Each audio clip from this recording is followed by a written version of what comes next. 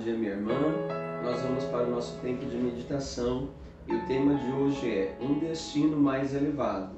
O texto bíblico base é Provérbios 10:29, que diz: o caminho do Senhor é refúgio dos íntegros. Porque Deus é o doador e a fonte da vida, Ele tem o direito legitimamente de reivindicar nossa vida. Ele é o nosso Pai Celestial e tem o direito de esperar que sejamos filhos leais e amorosos. Por eu ser seu filho, Ele também anseia por ter comunhão comigo. A história do filho pródigo, que você pode ler em Lucas 15:11, é uma revelação do desejo divino por comunhão humana. Ele anseia pelos filhos que se afastaram dele e deseja que retornem e fiquem por perto.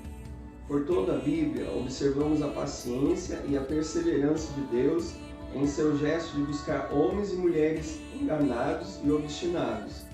Homens e mulheres que nasceram para ter um destino elevado como filhos e filhas, mas que se desviaram do seu caminho. Da Gênesis ao Apocalipse, Deus está constantemente dizendo: volte para mim e eu voltarei para você. Não importa o quanto tenhamos nos desviado, Deus ainda ama você e deseja recebê-lo de braços abertos em casa, para sempre. Compreender a ideia do retorno é aquilo que nós entendemos daquilo que é nobre no coração do ser humano. E quando nós olhamos para a ideia do amor de Deus, o amor de Deus fez com que Ele pudesse resgatar o homem que havia escolhido o pecado, a desobediência, o homem que havia escolhido romper com a aliança que Deus havia feito com ele, de poder conceder ao homem o privilégio de cuidar de todas as coisas que ele havia criado e governar todas as coisas. Deus, através de Jesus, fez com que o ser humano pudesse ser reconciliado com Ele. E quando nós pensamos isso, com relação ao texto de Lucas capítulo 11, que vai falar sobre a vida do filho pródigo, a identidade do filho pródigo. Talvez duas coisas importantes que nós devemos observar bem com relação a isso é aquilo que faz parte da nossa vida. O que tem gerado, o que tem motivado as nossas vidas? Será que eu tenho tido um coração obstinado? Será que eu tenho tido e deixado me levar por um coração enganoso? E quando nós observamos isso e atentamos para a palavra do nosso Deus e para aquilo que o Senhor tem como promessa para a nossa vida, talvez as nossas escolhas, talvez o escolher deixar a casa do Pai, talvez escolher se distanciar da presença de Deus, existem implicações em tantos outros fatores com relação àquilo que Deus me fez para realizar, aquilo que o Senhor me chamou como propósito de vida para poder tornar realidade aquilo que Ele tem para mim.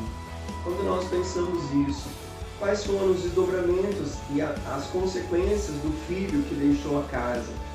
O filho perdeu tudo que o pai tinha dado, tudo aquilo que o pai havia entregado nas suas mãos.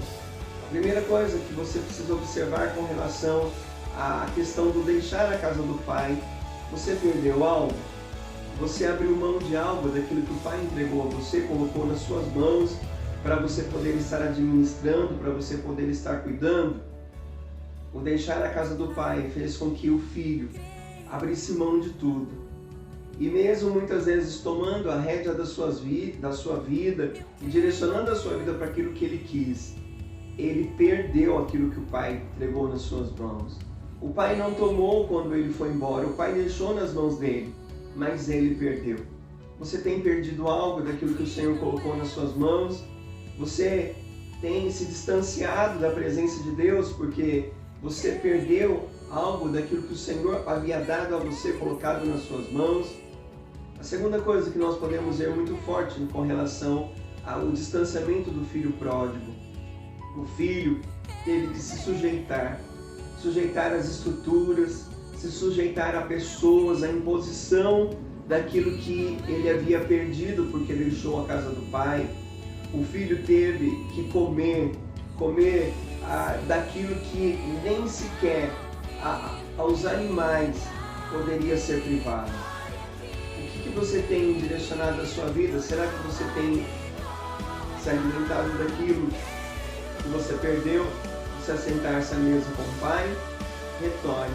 A palavra de hoje é para você que está distante, você que deixou, você que abriu mão daquilo que Deus havia colocado na sua vida. Retorne à casa do Pai. O Pai tem algo melhor. O Pai tem restituição. O Pai tem algo a religar na sua vida. Vamos orar? Deus, que olhar para a Tua Palavra e a meditação nesse dia possa, ó Deus, trazer aos nossos corações a realidade de que não há outro lugar seguro, não há outro lugar, ó Deus, onde nós possamos, ó Pai, viver a Tua vontade se não for a casa do Pai e o lugar onde o Senhor nos colocou, seja nas figuras estabelecidas de forma pessoal, familiar, ó Deus, ministerial, que o Senhor nos dê graça a permanecermos realizando aquilo que o Senhor colocou nas nossas mãos.